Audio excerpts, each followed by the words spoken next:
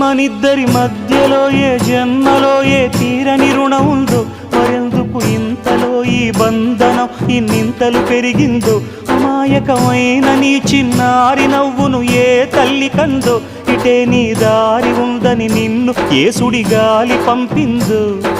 పాపం పుణ్యం దేవుడికెరుక, పేదకు దొరికిన బంగారు కణిక, పాలు వెన్నా లేవని అనక ప్రేమను తాగి పెరగవెసిలక.